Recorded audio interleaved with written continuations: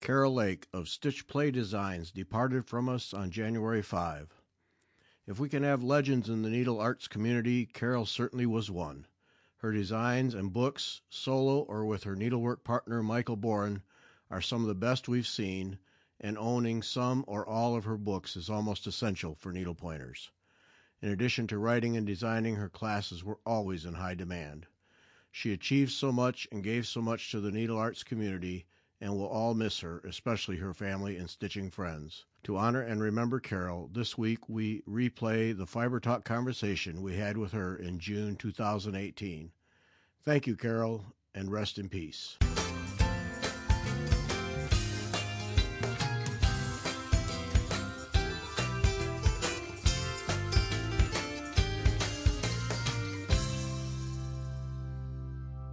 Welcome back. I'm Gary Parr, and you are listening to Fiber Talk, that twice-weekly podcast for people who play with needles. We do have with us from Stitch Play Designs, Carole Lake. Hi, Carole. Hi, how are you? Doing all right. Thanks for joining us today, this week, whenever, sometime. Well, I love talking about needlepoint or needlework in general, so Yes, this is well, my place. we can talk about needlepoint all you want because I love it. So, yay for that. So, yeah, well, all right. Well, first question, I got to get this in right out of the gate, because it's first on my mind. And that's, as you may or may not know, I'm working on Anasazi. Is it Anasazi's song? Yeah, I saw that on Facebook. Yes. You're doing a great job. Oh, thanks. Thoroughly enjoying it. Nice little challenge, and lots of mindless stitching too. It's a nice combination where I can. Well, that's my métier. Once I get tired of the complicated stuff, then I have to put a boring border on it so that I don't get messy. Well, that's exactly when I finished the center section. And that, all right, now what's next? Oh, just mindless. Turn on the TV and just do it. So I'm really enjoying it. But then I did not know, because I got this one out of the story is I got an old issue. I was in a store and just bought a back issue of Needlepoint Now, and it had, I think, the second installation in it. Yeah. I thought, I got to have that. So then, I was traveling a lot at the time, so I was hitting needlework stores till I got the other two issues, and had the set. So then I could do it and stitch it. And, stupid me, I could have looked and probably bought the chart from you, but I didn't think like that. I thought, this is not back then. Yeah, we were doing magazines back then. Okay. So I had that one, and then it was a while. I bought all the threads, and they sat in a bag, and then I decided, I'm stitching that thing. And then I discovered that you have two. What is it? Dream and Spirit are the other two. Right. Yeah. Right. And they're all joined by the colors. They're on different colors of canvas, but all of them have the Arabian Nights watercolors in them. Oh, that's the base, huh? Get them to change the name of Arabian Nights to Anasazi Nights, but they just wouldn't do it for me. Uncooperative dyers. I used a lot of it. You'd think they would appreciate that, but no. But I love those colors. Yeah, well, yeah. So that's the basis, because I've not studied the other two, other than I know I have to get them and stitch them. But that's the basis. Double fan doubles in them. I see that now. Yes, I don't care. They're double fan doubles, but Walnetto's here in the Spirit one, right? Well, yes, that's true. That's true. Those test my patience. But those do they now? Well, I thought they were fun. And they don't take very long to stitch. I never get giant pieces because I get bored after a 10 by 14 is just about all I can manage. And then I'm tired of it. I want to go into a different piece. Yeah. Some people work on pieces and they stay and they work and they work and they work and they work. Rugs. People do rugs. I'm more of a box top girl. So the question I have is, where does this idea start? What was the inspiration for this? And what made you do three? Was it this Arabian Night thread, or did you have some design in mind? Or it was because I'd seen a rug. My husband's from Arizona, and I had seen a rug out there, and I thought that would make a really nice needlepoint project.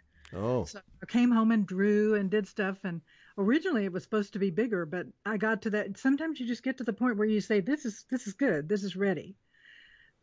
So if you look at it, you can see that it's got those little tassel-y looking things at each end, and so that's its sort of rug basis.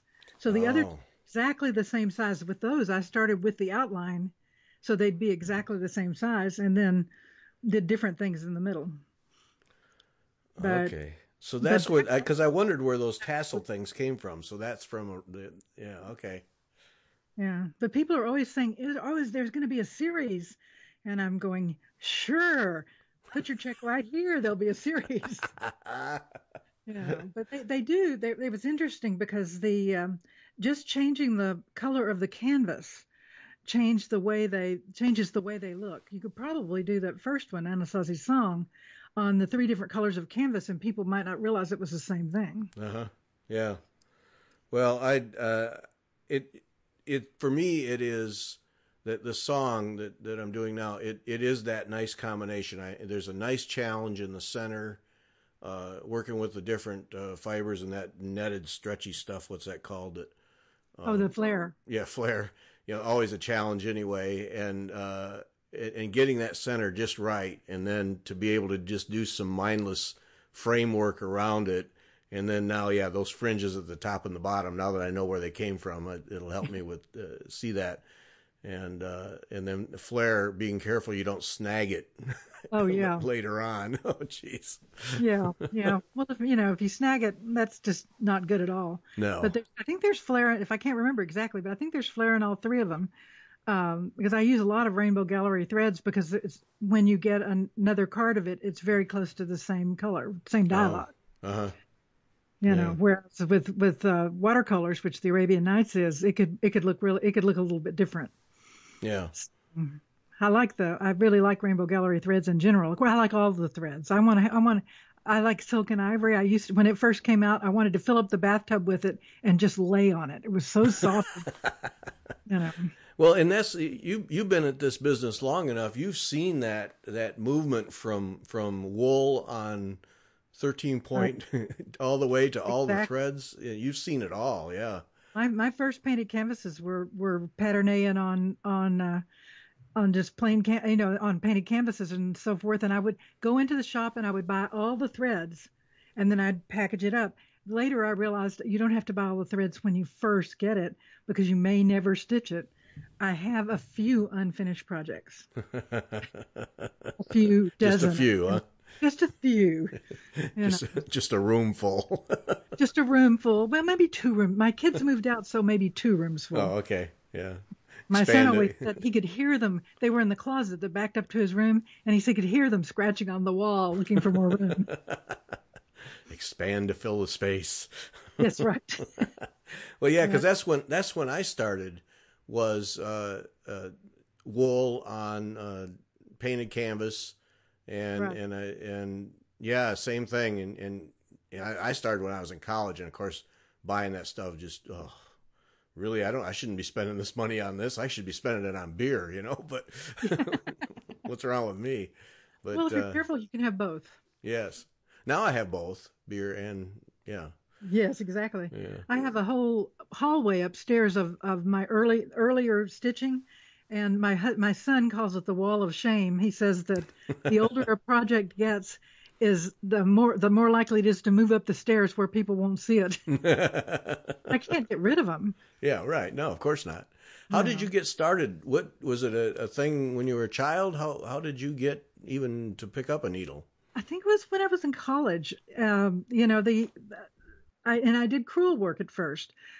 Somebody bought me a kit or bought a kit and gave it to me, and I haven't had a needle out of my hand for very long since then.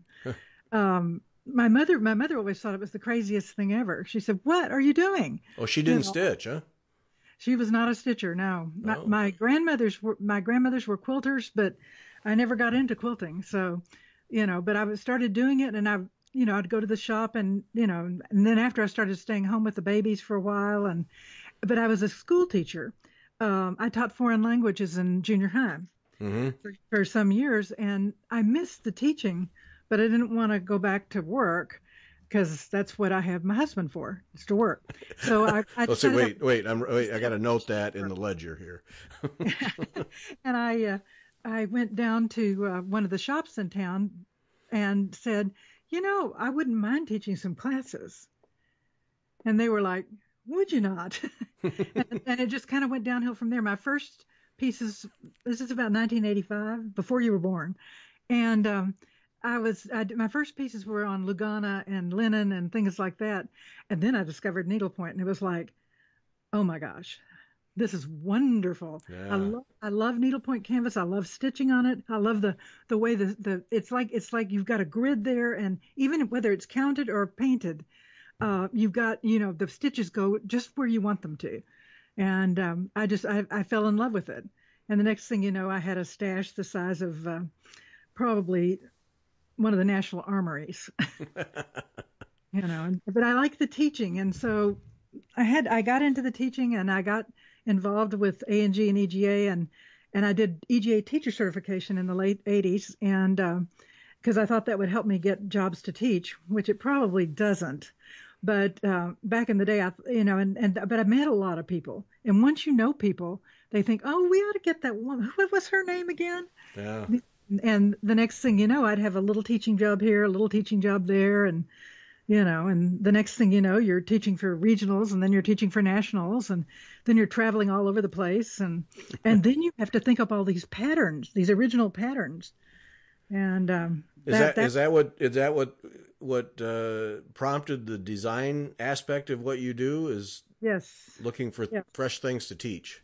yes, yes, Oh. and I don't think my first pieces were particularly innovative, but in fact they were nasty, lousy. But then I began to you began to do it more, and I began to see more, and I took classes all along, because if you take classes, you learn something every time. Yes. And I started learning more, and then I took some design classes and some color classes, and then about the time I got to Anasazi song, then I began to feel like my stuff looked better.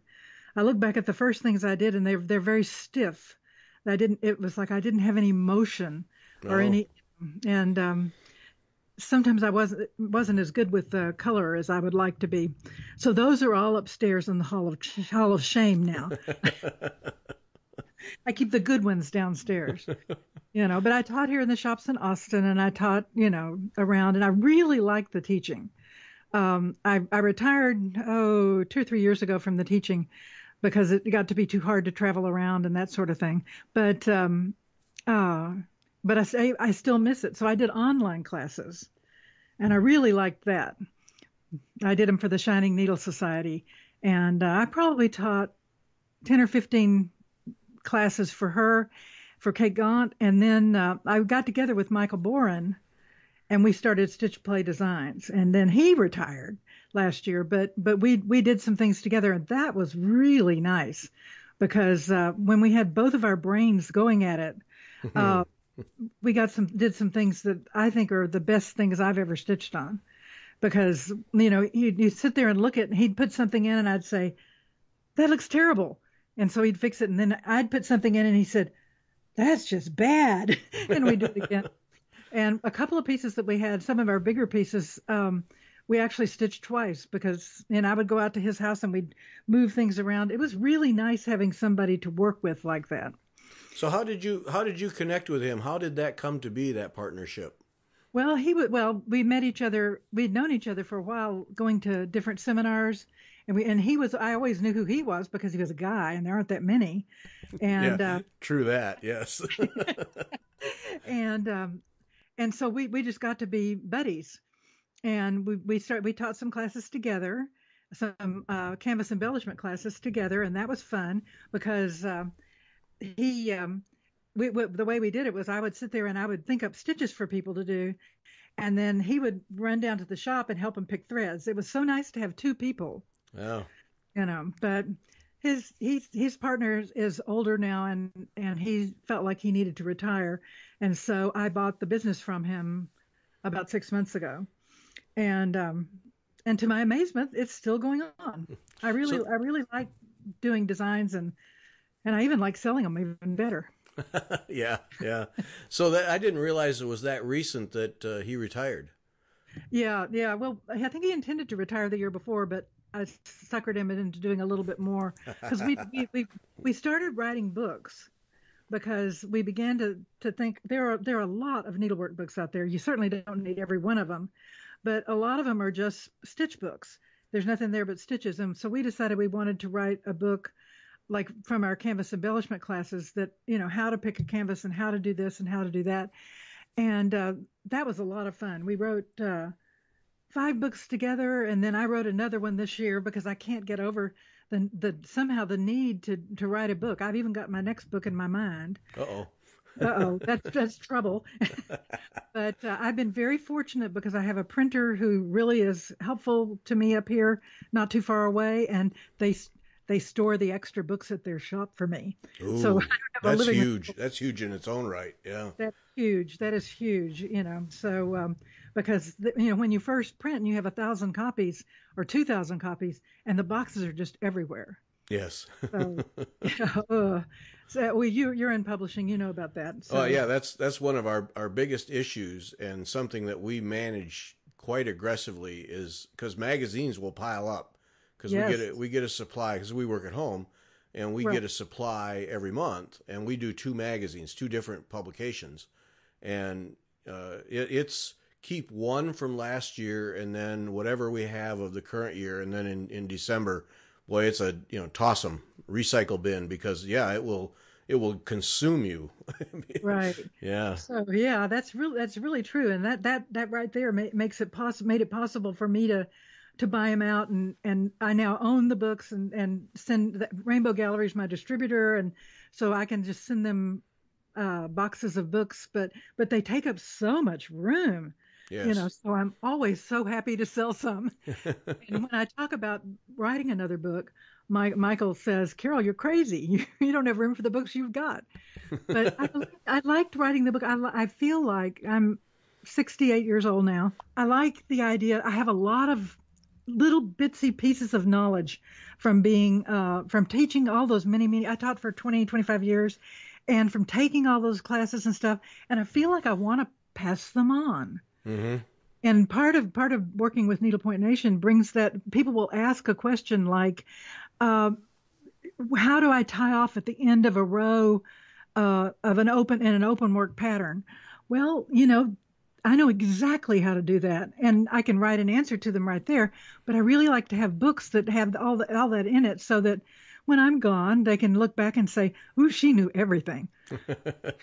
But Yeah. which of course I don't. But the last book I wrote is called Just in the Nick of Time, and people said they wanted they rather than just having the stitch, they wanted to know where to use it.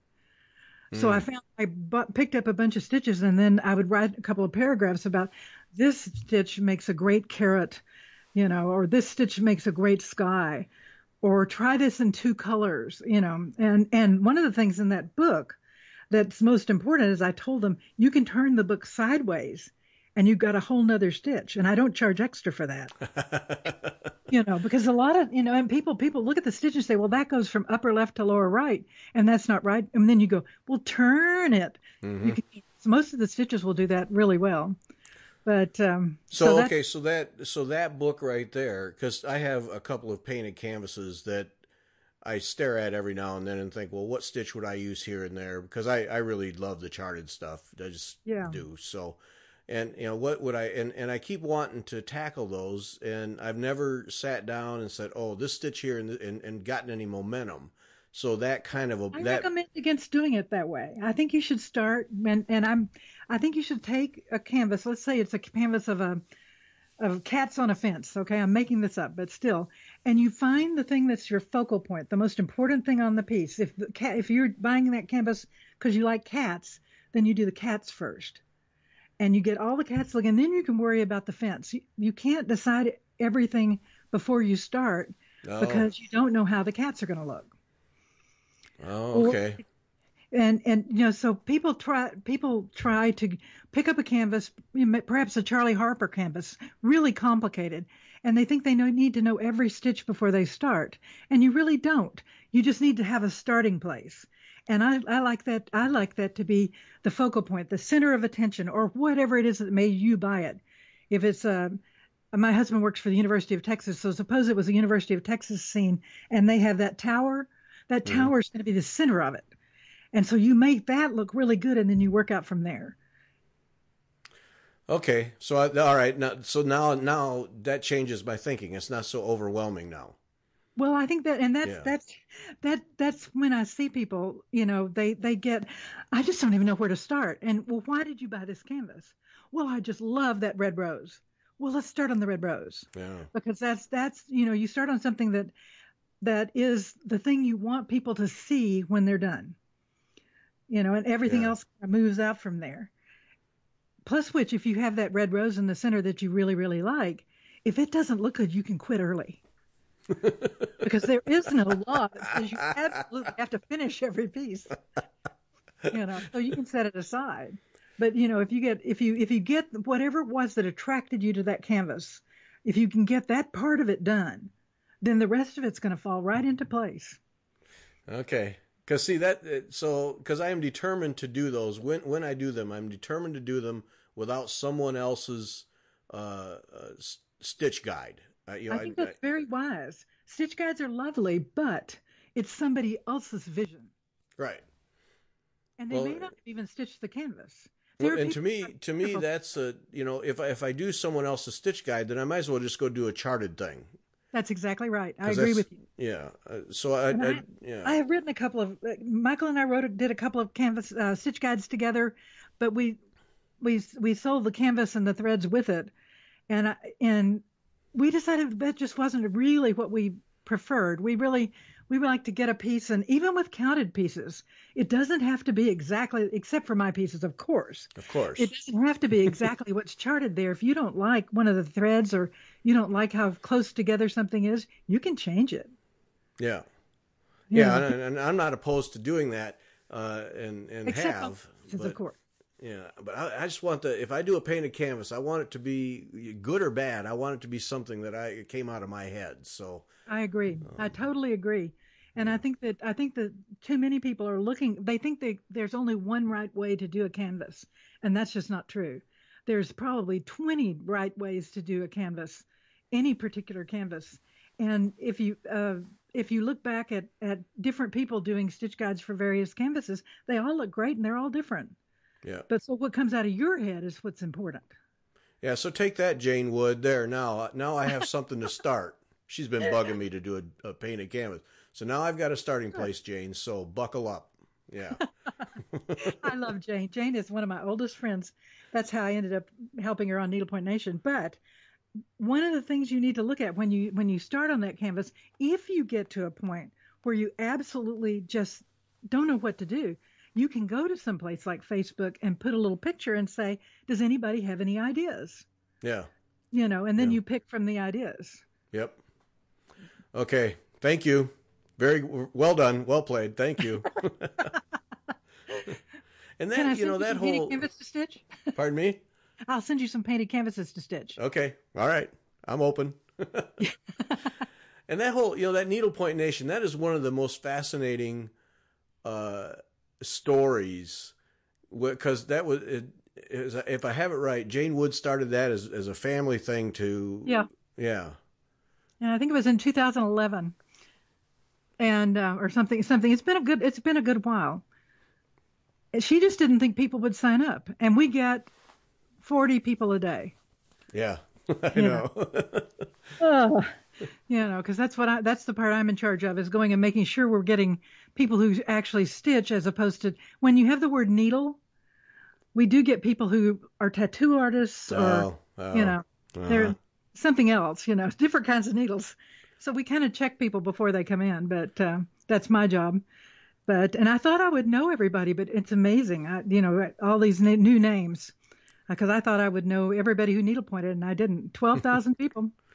It's Yeah, amazing. that's from something that was just more of a private thing than anything, and yeah, and it's Right. just it's a great group. Well, that's what I've enjoyed about the needlework online community in general is just very supportive across the board.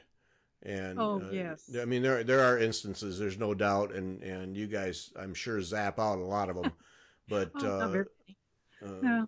but it really is Ticky tacky. supportive, and it's like the other day somebody was looking for some rainbow gallery thread. I forget what it was, Yeah, and that's been out of print forever. Yeah. yeah, and before you knew it, yeah, here's some. I got it. I'll send it to you. And that's just great. That's just great, and people do that all the time. You know, Yeah, they're out of a dye lot. Although my advice is to buy twice as much as you think you're going to need every single time. But they have a dye lot, need a specific dye lot, and shop owners from all over the United States will go and look. People go look in their stashes.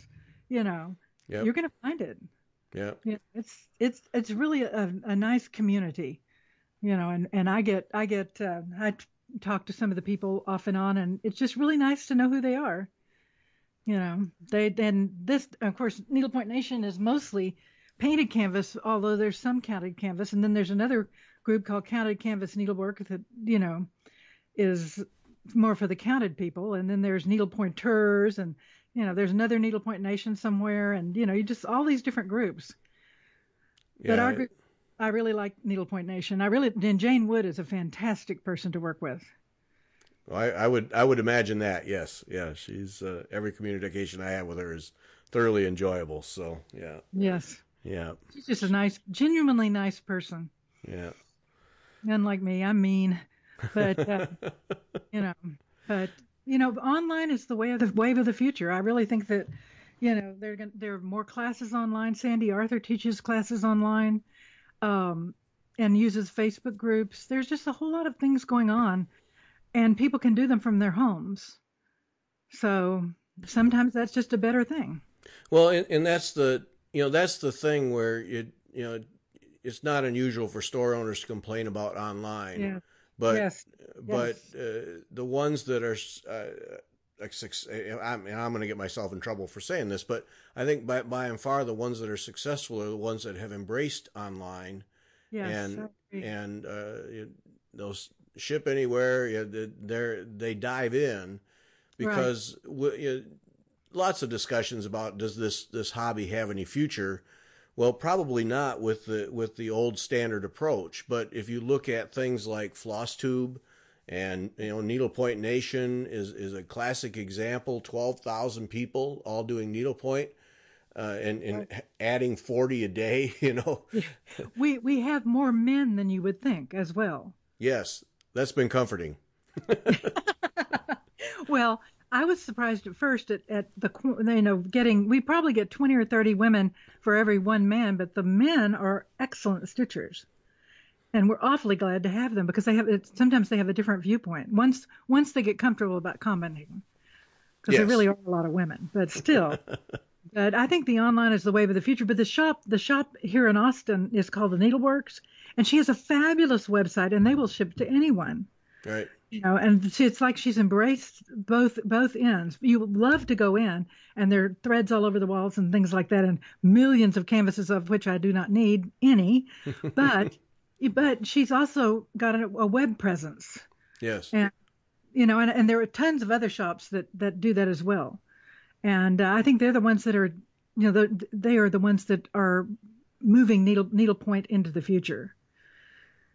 Oh, But without a doubt, and I mean, it's the way to reach the audience, and with so many stores closing, there's so many oh people yeah, who do not have a shop that they can drive to in half an hour. oh And there are people who do not have a shop within 1,000 miles. right, What if you live in North Dakota? I mean, yeah, they just don't have that. So when people comment, well, you can find this online at somewhere or other, and they say, oh, you should shop at your local shop, and you're like, my local shop is somewhere in California. That's hard, and they will ship. But Amazon has, I think, changed people's attitude toward buying online. yes, Because yes, the first place I think of to go for, well, maybe not needlepoint, but the place, if I need a door hanger or something like that, I go to Amazon. right, I yeah, wish I'd bought stock. yeah, yeah, no kidding, yeah, you're not alone there. But you can find a lot of things on. You can we I One of the things that happens when people join Needlepoint Nation is we ask them where they shop for needlepoint, and a remarkable number say that they shop online. And I think that they may not have found a shop near them, or there just aren't any. But we had an announcement of a new shop today, and good, I forgot, but it's on there somewhere. And I thought that's great because that's really the way to, a new shop is the just like having a new baby. It's Right. our favorite thing. Yeah. We have wonderful shop owners. Well, and I'm fortunate here in the Chicago area. I have Welcome Stitchery 20 minutes from me and an excellent shop, and then a whole bunch more that are within an hour, hour and a half tops. And so I can, I'm fortunate, but now you take Christine out on Long Island, she's got nothing. And it wasn't until she explored New York City in general. There really isn't anything there. You'd think there'd be 20 shops in New York City and in the surrounding boroughs. There are a couple in New York City, Annie's and oh Lord mercy, I forgot the name of the other one. But I went to New York one time and went and they're tiny little places on the second floor Oh, and it's the Edwardian Needle in New Jersey and more in New Jersey. I shouldn't even be mentioning shop names because I live in Texas and I can name you the shops in Texas.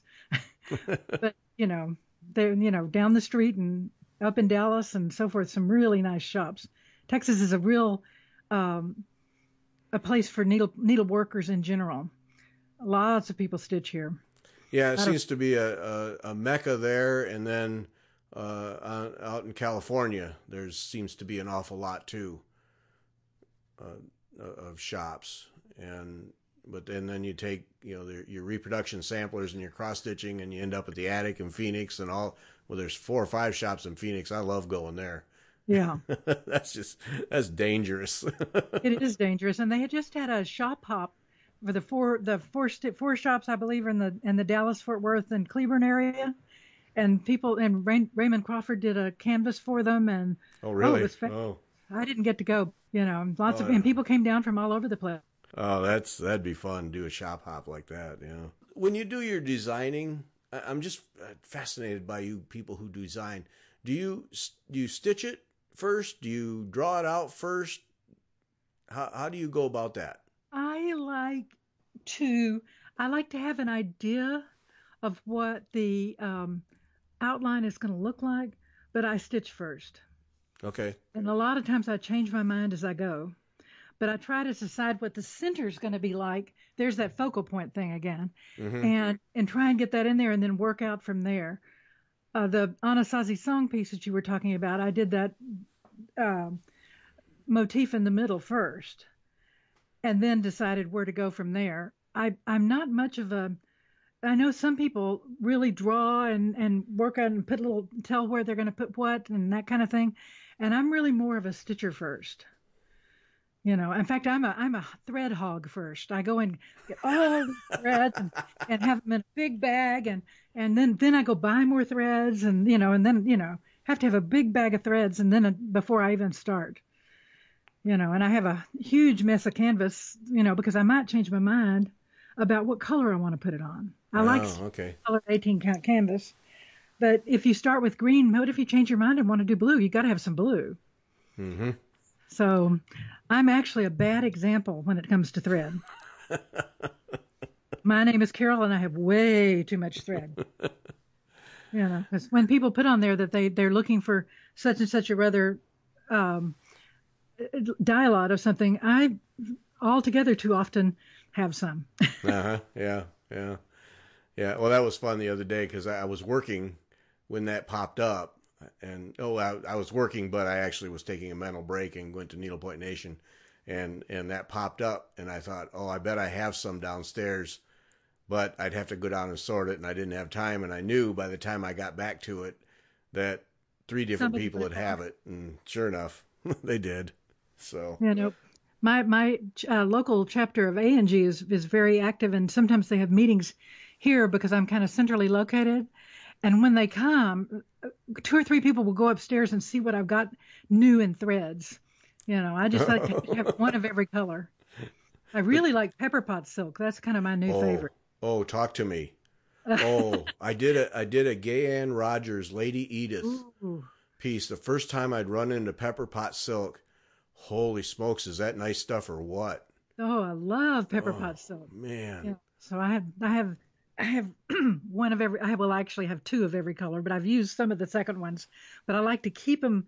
I have them all. I have a nice little drawer for them where they're happy, happy little pepper pots. Love pepper pot silk. So what design did you use them in? I'm buying it because I've not found anything to stitch with that uses pepper pots since that Gay Ann Rogers one. Oh well, give me some time. This is one that hasn't come out Oh, yet. okay, all right, And all right. When Michael retired, I had to take some time to readjust myself because I don't have him to tell me what I'm doing wrong anymore. He's a fabulous designer. He Is he? really is. And it was wonderful working with him. But when you're going to retire, you're going to retire. Yeah. Well, that's got that to have that back and forth sounding board thing when you're designing is got to Really be good. yeah, Yeah. it's stimulating, I would think too. Yeah. And some of the other teachers are good friends, and sometimes I'll shoot them a picture and say, "Well, what do you think?" And they'll tell you if the blue is too bright, or sometimes if you're looking at this goes with your painted canvases too. If you're looking at it and it's bothering you, something's wrong. Stop Hmm. and figure out what it is before you stitch anymore.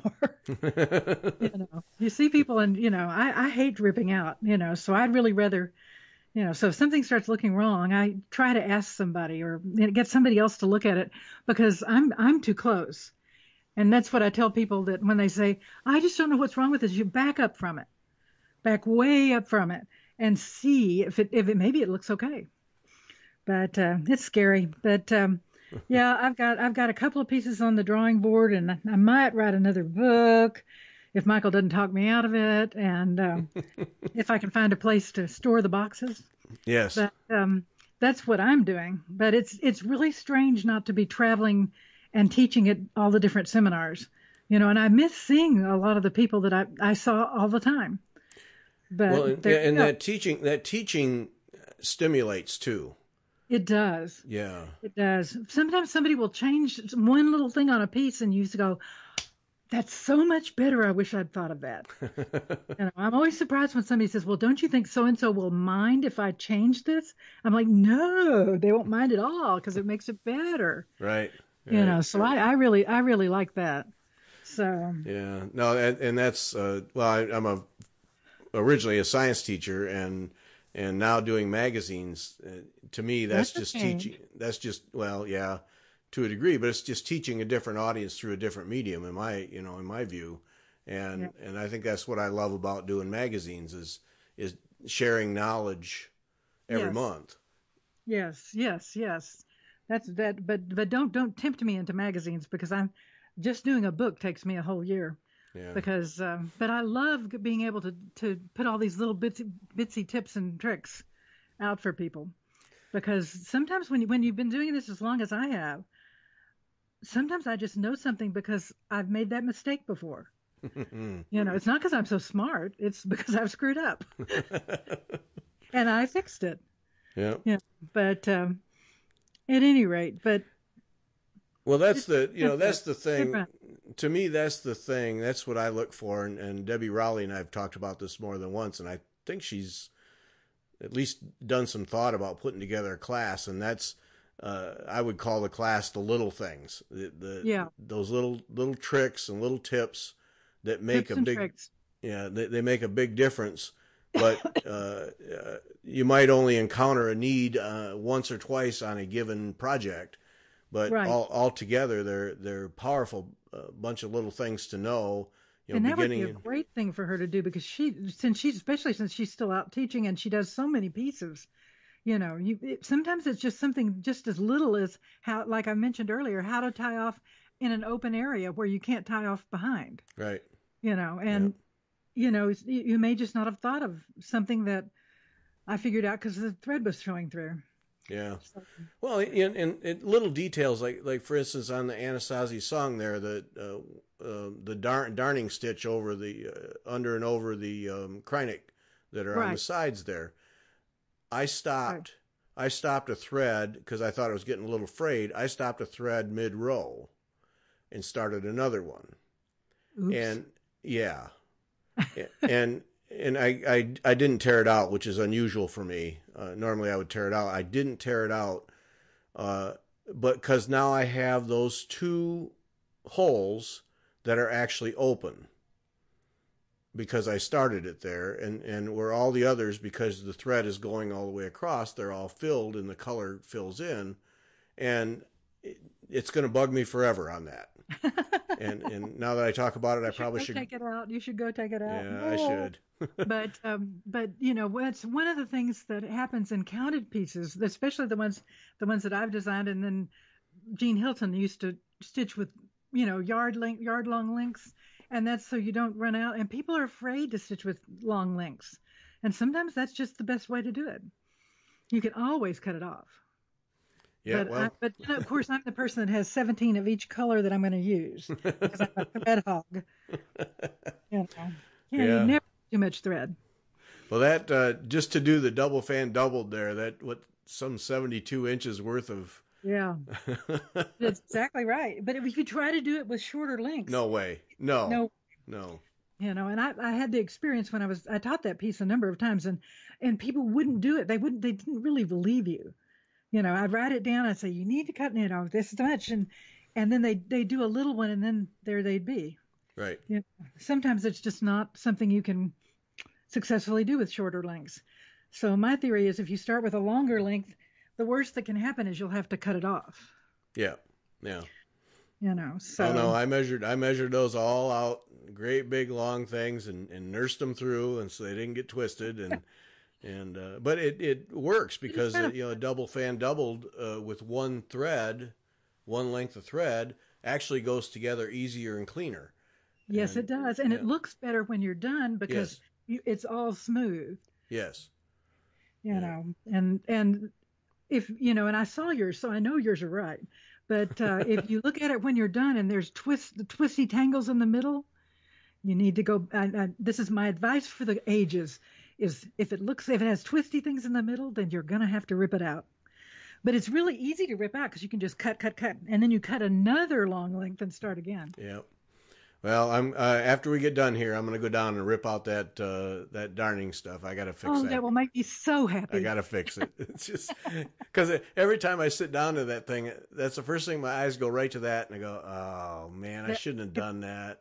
No, I knew better than to end in the middle of a row, and I didn't. And yeah. No, that's my theory. Is if you can rip it out and make it right, then you might as well. Yeah. Well. You don't want to leave it till it's framed and on the wall. Yeah. Oh no. And it's every time I sit down, it bugs me more. So I might as well tear it out and be done with it. So if you went upstairs in my house to the wall of shame, my early pieces, there's a Bargella piece where I cut the canvas. And I did not fix it successfully, but I just stitched over it, and it's framed, and it's upstairs. And every time I walk by it, this is something I stitched in probably 1978 or 1980. And every time I walk by it, I go, I just don't look at that corner where I cut the canvas. You know, yeah. I know now how to fix that, but at the time I thought if I just stitched over it, it'd be fine, and I was wrong. You know. Yeah. And that is true. That's all you see. And 20 people could walk by and ooh and ah over it, but you can't get past that one spot. So yeah, I took it one time to a program where I was teaching them how to put the canvas on the back to repair a cut thing. And I said, see, you can see this. And they're passing it around going, where? And I can see it every time I walk by it. So yeah. All right. Well, I'm cutting those threads out tonight. Okay. All right. Doing it. I will feel much better about that. Just think how happy you're making me. Yeah, well, me too, because I'm just so picky about it that I'm really surprised that I even let it go. It was just one of those moments where I'm not tearing that out, and then it won't leave me alone. So, yeah. So let's talk about your books. Now you've done we've got painted canvas embellishment, then twisty stitches 1 and 2, desert island stitches, and then your new one, which is But the new one is just in the nick of time. That's the one I wrote by myself. Yeah. And that explains why there's 2 typos in it, but don't tell anyone, okay? Okay. Michael said, I can't believe.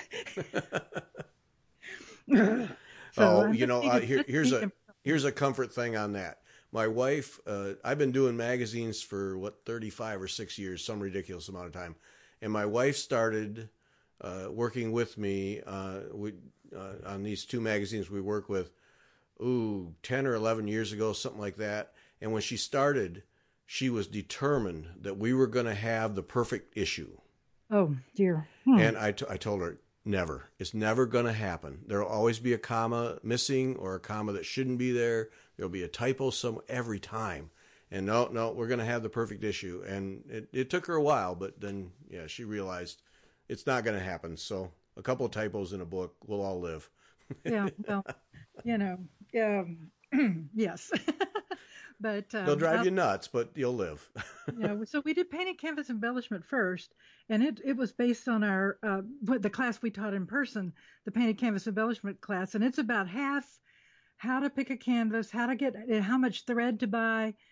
If you ask me, it's never enough, but how much thread per square inch, that kind of thing, how to decide how much thread, how to pick a canvas, how to put it on stretcher bars, all those different things. And then the other half of it is a selection of stitches organized by stitches for wings, stitches for hair, stitches for faces, stitches for walls, stitches for bricks, stitches for that kind of thing. Mm-hmm. Rather than arranged by the kind of stitch, they're arranged by what you might use them for.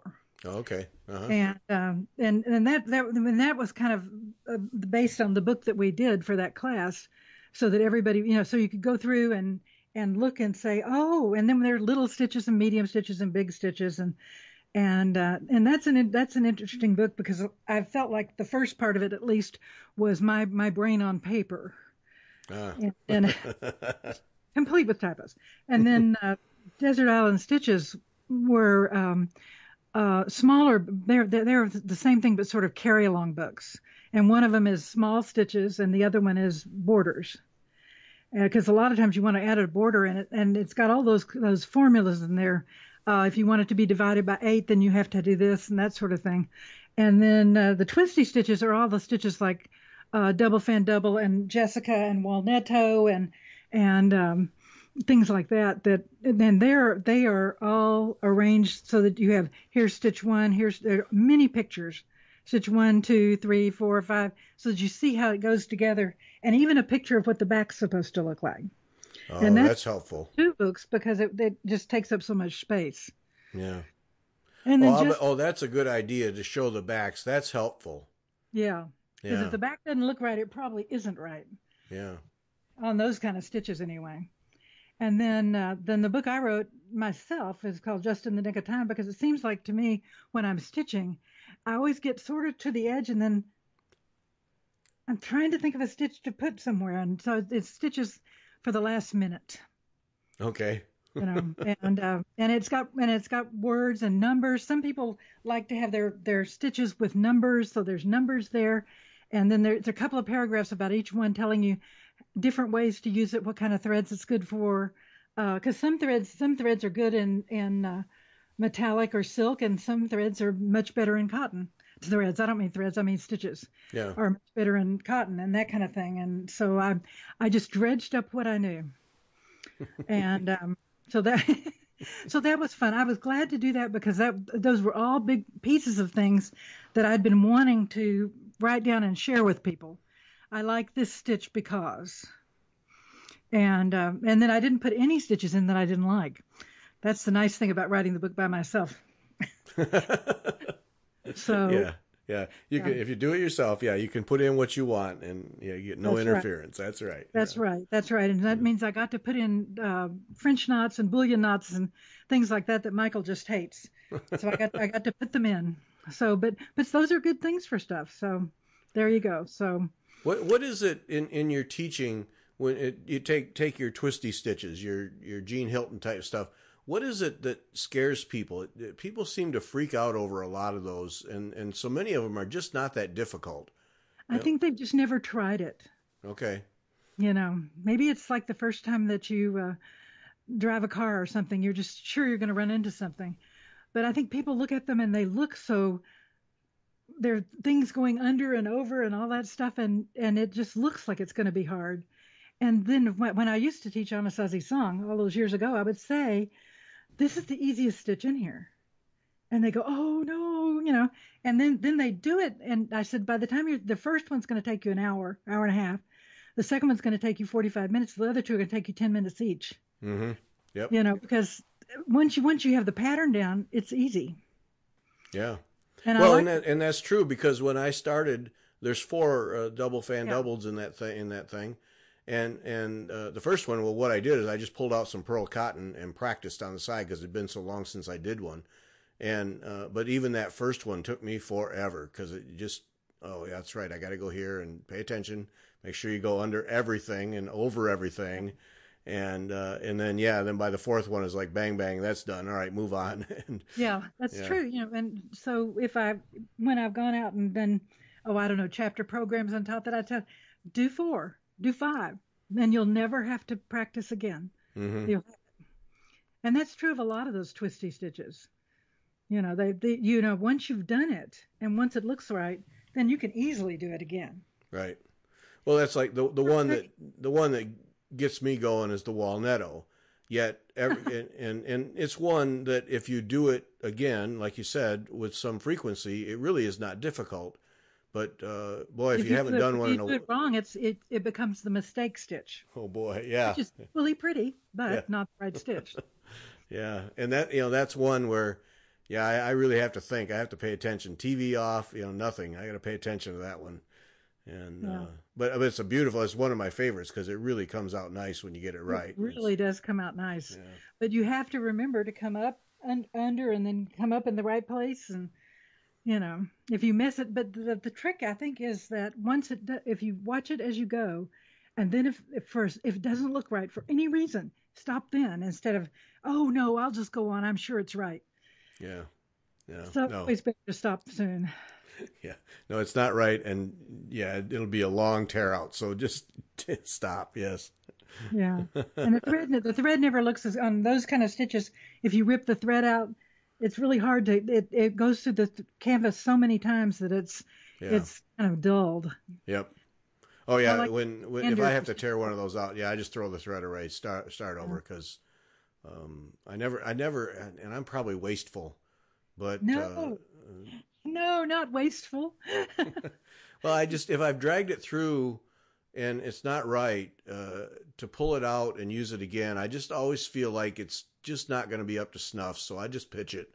And I'm with you. When I buy stuff, I'll buy what's prescribed, but a lot of times I'll go back and get more. And because when I used to teach and I produced kits, I always put in what I thought was twice what people would need, because if you have to rip out, you have to rip out. I don't want them to use the thread again. And that's what makes me nervous about kits, and why I tend to stay away from it. I don't ever want to feel constrained. Like if I waste this length of thread, I'm going to come up short. I hate that. Yes. Oh, when somebody says they had to go back in their little Ort dish and get for the one last stitch. Yeah. I hate that. I think it's better to have way too much thread than to have not enough. Yeah. Yeah. Well, and that, this Anasazi, now I'm going to go rip this thing out, and I know I have plenty of thread, and so I have no qualms about tearing it out and throwing it away and starting over. So, yeah. Yeah. Don't use it again. Thread is the cheapest thing, I think, that you put into your needlepoint. If you put your time, is the most irreplaceable thing. Yeah. So there's no point in wasting your time on trying to make something look right that doesn't. Yep. Well, there's lots of long lengths in my Ort bowl. I can tell you that. Lots of them. Mine too. One of the girls in my chapter makes Christmas ornaments out of them. She puts all the Orts in, and she has a Christmas ball on her tree that's called Anasazi, because it's all the Orts from when I did the 3 pieces. I saved them for her specially. Excellent. I've one thing that I'd put on our list to talk about that has kind of bothered me lately is the comment that needlepoint is too expensive. It doesn't seem like it to me, but I guess it's how much money you have. It's an expensive hobby. Particularly if you're buying painted canvases. Yeah. Counted as less expensive.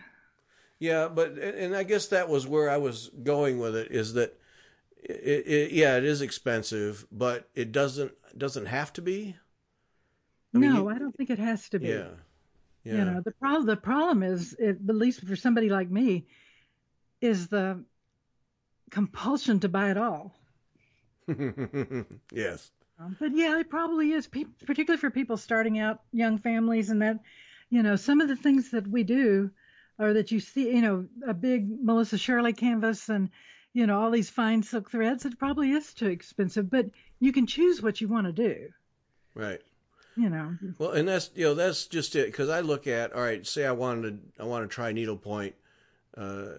There's plenty of free counted charts that people have put together, 4 and 5 and 6 inch square counted charts that you can do with just 2 or 3 different threads. So it's not horribly expensive. And yeah, I've got some free charts on my Stitch Play website with just that thought in mind. Yeah. And I think sometimes, and I'm guilty as the next person, we get trapped, all caught up in the what Christine and I call the infrastructure. Yes. And so much of that, it helps, all of it. I mean, it all helps, but when you get down to brass tacks, you can certainly do without it. And yeah, in terms of expense, it should not be a barrier. And it should not be a barrier. I think, unfortunately, sometimes it is, but it shouldn't be. And I think there are ways to do it less expensively. You can get free charts and do counted work. Is generally less expensive, I think, than some of the painted canvases. But sometimes you see a painted canvas and you just fall in love with it. Yes. And, I know this happened to me. And if maybe you can just have one at a, or maybe you can have 12 at a time. But But, well, and it's that's the other thing, is the cost of a canvas and threads, and then the number of hours of enjoyment you get out of it. It's cheaper than going on a cruise. Yes, no doubt about that. Unless you're going on a stitching cruise, and then yeah. Yeah, well, there you go. Yeah, I think that you just have to think about what it is, and and you don't want. When I tell people, talk to them about picking a canvas, if a canvas is sitting there on the wall of the shop or on the internet or whatever, and you just love it, I mean, you just fall in love with it, then that's the one you should buy. If you're looking at it and think, well, if I change this or change that, maybe that's not the one to buy. Mm-hmm. Maybe, you kind of have to give it some thought. If you look at it and say, well, that wouldn't go in my house, that's probably a sign you shouldn't buy it. Yeah. But if you see one and you just fall in love, then sometimes it's just meant to be. And you don't have to buy all the threads at once. You can buy a little bit of this thread and a little bit of that thread and kind of get started, and then go buy some other thread. That's probably a more economical way to do it. Yeah. Because you may change your mind about what thread you want as you go. Yes. And then you go, oh, I shouldn't have spent that. Yeah. Okay, the selfish one, before we run out of time, selfish one for me. Talk to me. I have never used them. Evertight bars. You're a big fan. I love Evertight bars. But there's no reason you can't stitch on regular bars. The difference is, to me, I think, and I started using Evertight bars. I actually I had a bar in my suitcase, and I was carrying around something I was trying to finish, and one of the bars broke. And I was staying at somebody's house to teach a class, and she had Evertights. And I put that piece on Evertights, and I can see the difference and the stitching that I did on the regular bars and the stitching that I did after I put them onto Evertights, because it holds it so taut. And yes, they're more expensive. That's probably whoa, back up. There's that much difference in how tight the canvas is? Yes. And you're tacking the canvas to the bars? Well, I use staples, but yeah. Whoa. I like to use staples. I never did like tacks. I always drop them on the floor and step on them. Oh. But and things I know some people, that's just a personal preference thing. But yeah, I put it on the bars. You never have to take it off, because you can tighten it using the little screw gadgets at the end of the bars. And gosh, I should know and you use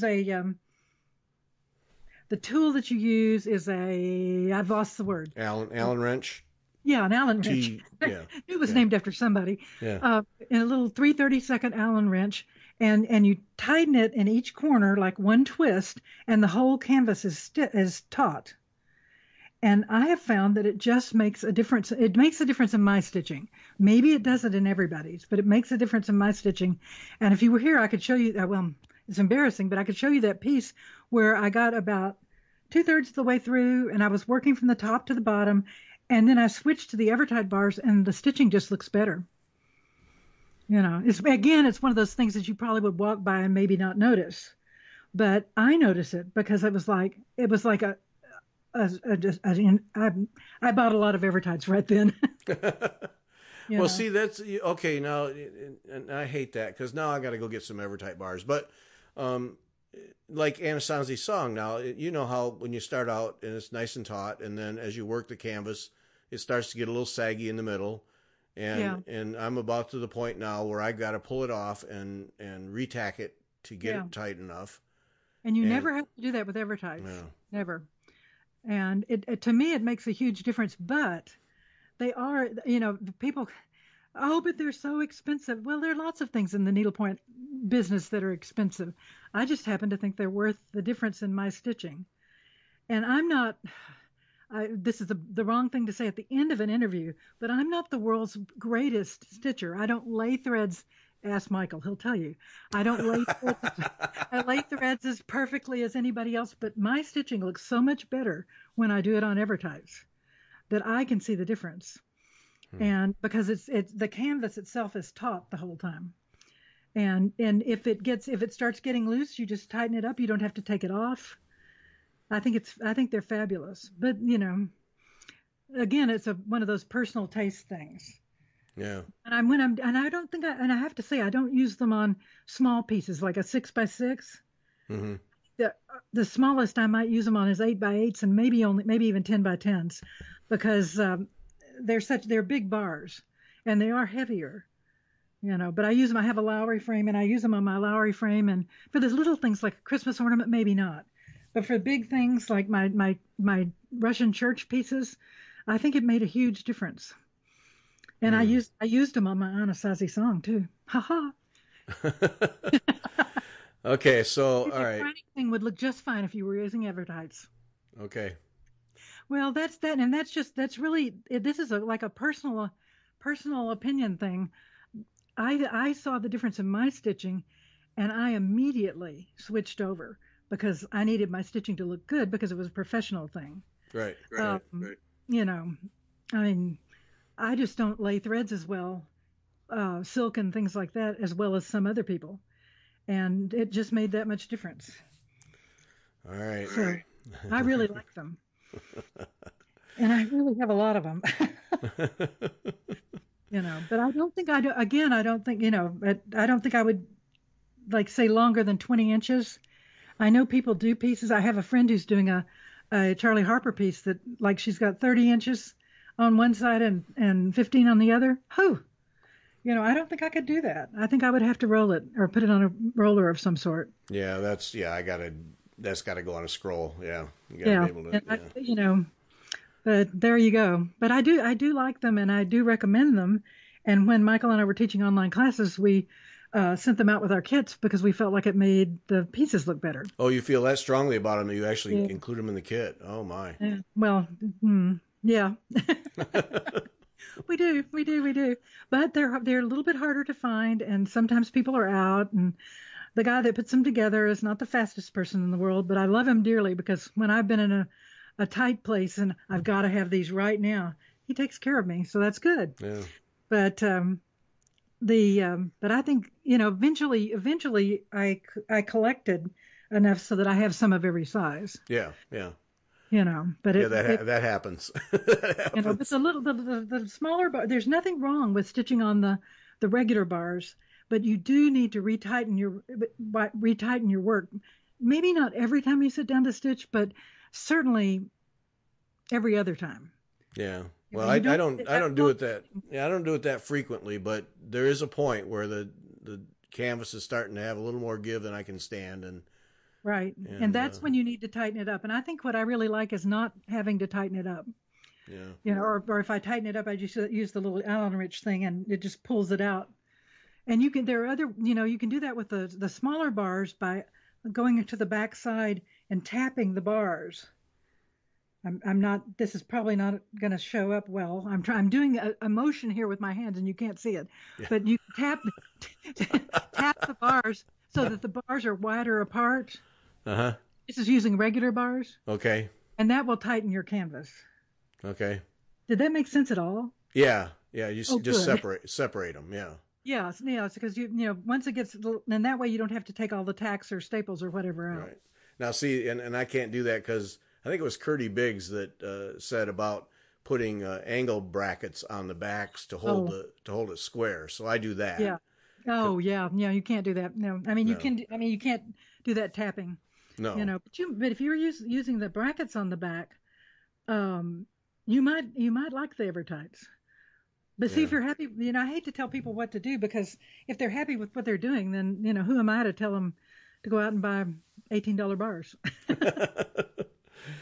Yeah. Well, it's a convenience thing, and because I mean, I'm gonna have to literally pull all the tacks and start all over and make sure it's on there square and all those things. But well, and the tacks are easier to pull out than staples. Yeah, that's why I don't use staples, is because I can get the tacks out. Yeah.